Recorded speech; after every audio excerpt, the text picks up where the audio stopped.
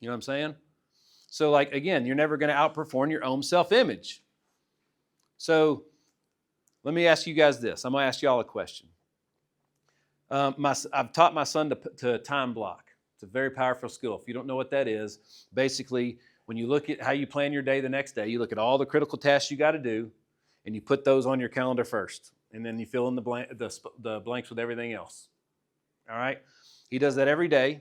We call it his power list. He writes it down. He has to read 20 pages out of a book, and he writes down what he learned out of those 20 pages. He could go back and look at March 26th from 2 years ago and tell you exactly what he did and when he did it. That's things he can measure. It's very, very powerful. All right? But here's the catch. He has that 15-year-old habit of, like, that alarm goes off, and it goes off for what seems like for days before he gets up, right? So then it's 8:20, 8:30 when he rolls out of bed. All right, check this out. So I asked him, I'm like, why did you write down you're going to get up at 8 if you're not going to get up at 8? I was like, you just lied to yourself. How many times a day do you say you're going to do something and then you don't do it? And here's why that matters. At some point in time this season, you're going to be in the box or on the mound, and you're going to be telling yourself, game's on the line and I got this. Well, how does your brain know to believe you if you've lied to it over and over and over and over again? Right? You don't have confidence because you don't have the memory of previous success of following through and doing what you said you were going to do. It's one of the hardest things to learn as a man. So why make commitments that you can't even keep to yourself? If you can't keep them to yourself, how can you keep them to all these guys? Right? On an airplane, if you sit in the emergency rows, they're going to say, hey, when the masks come down, put one on you first, because you can't help anybody if you're passed out on the floor. You can't help anybody else out here until you are of a mental and physical health to do so. And if you lie to yourself over and over and over again, you can't help anybody. That was a reality that was hard for me to hear, man. So again, when you learn to make good choices, all right? And again, managing your time is everything. Time is the only currency that we invest that we don't know the current balance. We don't know if tomorrow's going to be here or not. So the worst thing that can happen as a baseball player is you look back and feel like you left something out there. You've all heard leave it all out on the field, right? Well, dude, that means every day. That means over Christmas when it's not baseball season. Because again, the goal of this team, did it happen when season started or did it happen when the last out was made last year? You see what I mean? So I can promise you, those coaches in the back, winning a region championship wasn't something they decided when you got here. Now, here's something that I've learned about leadership, especially for you seniors. You want to win a region championship. So how do you get all those other guys to help you do that? You got to make your dream a part of their dreams. You got to get them on board. You got to figure out what's in it for them. I have to do that with people that work for me. They got dreams that aren't the same as mine, right? My dreams are crazy, okay? Everybody that works for me don't dream that way, but they do dream. And if I figure out what it is that they care about, and I can figure out how to make that a part of my dreams, now we're going in the same place together, right? So those younger classmen, man, what do they want? What do they want from this season? And how do you help them get there? Because that helps you get where you want to go. The reason that I come and do these things is because I want you to think, man. Do you guys know what the purpose of your brain is to do? God put it in there. What's it for? Why do you have it? To think. The purpose of your brain is to keep you alive, and that's it. Not to thrive. The purpose of your brain is to merely keep you alive. So if you want to thrive with it, you have to train it to do so. You have to program it to do that. They literally call, when you watch TV, it's called paid programming. Think about what that means. You're being programmed when you watch it. So you can program yourself. It's called personal development. Do you guys ever read a book that the teacher don't make you read? I didn't for a long time, and when I started doing it, I read by choice. It changed my life. You want new beliefs, you got to get new information, right? So where do you get new information? From people that have already done what you want to do, right? So if you can read a book from somebody that's already achieved greatness at an elite level, there's going to be gold in there that you can use. So that goes to tell you, you chose to read the book or you didn't choose to read the book. That tells me how bad you really want to win. Right? You've always heard first guy here, last guy out. Right? What does that mean? Does that mean you just like to come kill time? Or are you coming in to get stuff done? First guy in, last guy out. Why is that important? You get the most work. You get the most work. But that's a choice too, right? You could come and do nothing. See who wants it the most? We were always told, I didn't get it for a long time, we were always told in college, basically like there was an unwritten rule that like we had to sit in the first two rows. I hated that rule, right? Why? Because I couldn't hide in the first two rows, right? I was front and center. I couldn't hide. I couldn't doze off. I couldn't tune out what was going on. I had to be present, right? So I noticed there was a lot of upperclassmen that sit in the front. That's cool. That's cool. Let me ask you guys this. What are you doing well as a team? Where are you winning? Where are you thriving?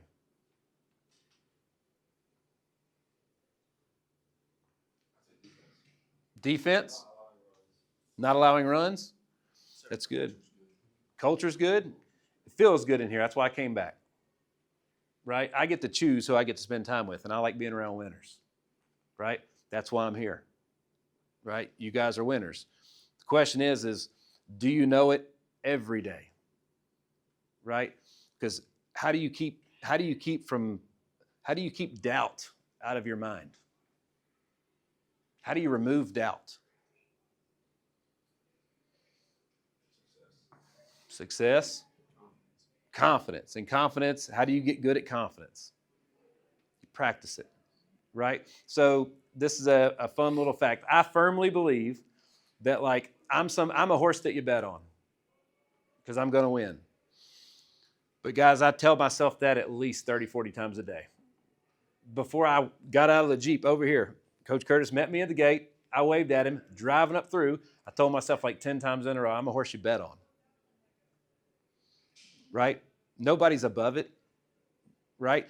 Mike Trout talks about this all the time. Every single pitch, you'll see him step out of the box. He closes his eyes, takes a deep breath. He's telling himself, I'm the greatest. Not I'm good, I'm the greatest. That means there's nobody better.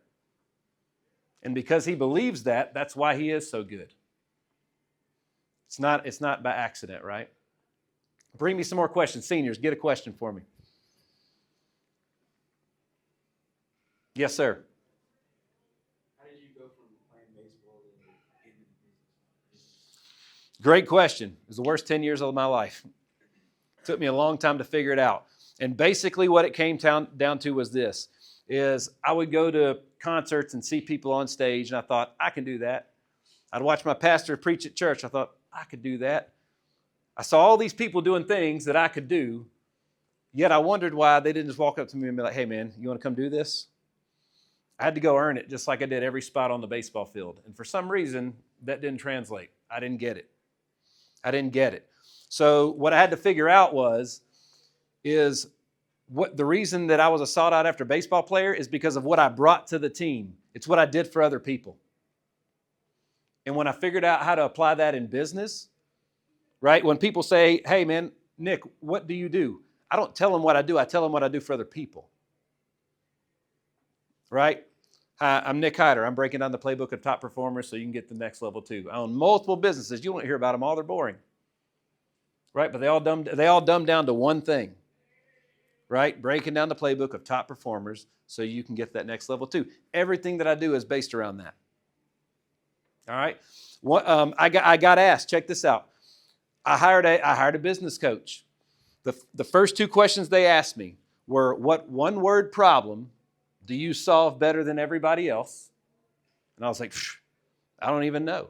It came down to confidence. How do I help people with their confidence? By breaking down the playbook of top performers so they can get to that next level too. Right? The other question they asked me is, where do you make your money and where do you spend your time? And I figured out right then and there that where I spent my time wasn't where I made money. So I was mismanaging a lot of my time. Right? Time management is a skill, fellas. And the guys that are going to be, that may be better than you right now is the key, is they've made better choices. Like all of you are, wherever you're at in life, every choice you've ever made has led you to this exact moment. Whether that's 10 pounds overweight or fit or injured or whatever it may be. Right? You all get a report card that tells you how you're doing in school, right? One thing that I usually ask grown-ups and adults when I'm talking to them, I'm like, all right, so you had a report card in school. After school, how do you know if you're doing, what are your grades? They're like, well, how do you measure that? I'm like, well, what's in your bank account? That hurts their feelings sometimes, if that's your report card. All right? But it's all about application. I think church is a great place to raise a family. I struggle with church sometimes because I sit there with people in a congregation full of folks that I know and I love, and I see them sitting in the same place year in and year out. And I'm like, man, they just heard the same thing that I heard from the pulpit. How are they not ready to go run through a wall? And it's because they're not applying the words that was just spoken to them. The application is everything. I'm telling you guys a lot of stuff today, but if you don't know how to use it, the information I'm giving you is a tool, okay? What would happen if I went and bought a hammer and I went up to a screw to screw it in? Wrong tool. It wouldn't work. I got to know how to use the tool for it to be an effective tool. Okay? All of you have something that's unique, that only you have, that nobody else has. How are you going to use it to elevate the guy next to you? You know what I'm saying? And then again, accountability. When you see guys that could be great, how are they spending their time? What do they do when they go home? Seniors, do you know? I'd want to know. I want to know what they're doing when they get home to make sure that we win that championship together. Leadership is, honestly, I don't know why anybody would want to be a leader. It's a whole lot of responsibility and no pay. Right? Leaders are called, guys. Right? They say it's not for everybody, but I think that it is. My daughter is 4 years old. She'll be 4 in a couple weeks. She's a leader. Why? Because she got one of her friends who had never had chocolate ice cream to try chocolate ice cream. She led that person. She influenced them to try that ice cream flavor. All of you are leaders in one way or the other. But do you know when you lead people to make a decision or you influence them to do something? I want to challenge this up here. You feel me? What else you got? Bring me some questions. Come on. Other good questions. How do you help a teammate that doesn't want to help? How do you help a teammate that doesn't want to help? Well, the first thing is who wouldn't want help? Who in their right mind wouldn't want help? And at the end of the day, it's, do you want to be a part of this team or not? Right? Because again, you guys have a roster and whatnot, but there's been famous bands throughout time where a band member would be dismissed. Why? Because they weren't a good band, they weren't a good teammate, right? So at the end of the day, do you want somebody on the team that they don't care if you win a regional championship or not? Do you want somebody on your team that's going to be that way? Do you want to see them on the field? I wouldn't. It's a great question, though. What do you think? How would you handle that? Just keep trying. You can keep trying for sure. But why? The real question is why wouldn't they? Everybody's motivated by something. Nobody wants to lose, do they? Maybe they think they're too good for help. Too good for help? So that's a mindset issue. There's 3 key ingredients to all success. Mindset's number 1, skill set's number 2, and habits are number 3. And they're in that order because you have to have a mindset to be able to obtain the skills to be great, right? Then you got to have the habits to actually get great at them, right? You got to have the skill set to actually be great, and then you got to have the habits to stay great and reinforce that and continue to grow. Makes sense? So if they're too good, I mean, nobody's perfect, right? Only one man was perfect, and they put him on a cross. You know what I'm saying? So everybody can get better. As a podcast host, I ask every single guest, whether it be Hall of Fame athletes, billionaire business owners, I ask every single one of them, as a host, what can I do to get better?